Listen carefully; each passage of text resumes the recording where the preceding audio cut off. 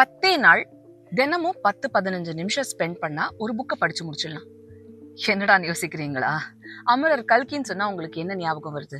பொன்னியின் செல்வன், சிவகாமியின் சபதம், பார்த்திபன் கனவு.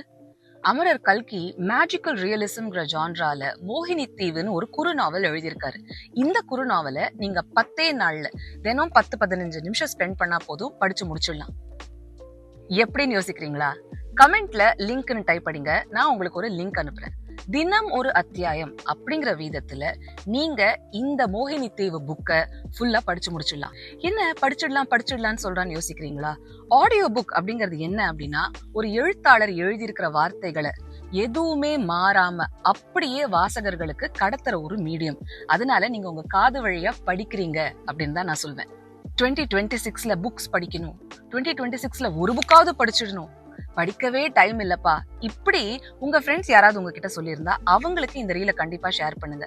அவங்களோட சேர்ந்து நீங்களும் தினம் ஒரு அத்தியாயம் கேளுங்க. இது கம்ப்ளீட்லி ஃப்ரீ தான். ஆடியோ புக்ஸ் அப்படிங்கிறது படிக்க நேரம் இல்லாதவங்களுக்கும் படிக்க முடியாதவங்களுக்கும் ஒரு மிகப்பெரிய வரப்பிரசாதம். ஒரு வருஷத்துல நிறைய புக்ஸை உங்களால படிக்க முடியும் ஆடியோ புக்ஸ் மூலமா. சரி, கமெண்ட் பண்ணுங்க, நான் லிங்க் அனுப்புறேன். நான் உங்க தீபிகா அருண்.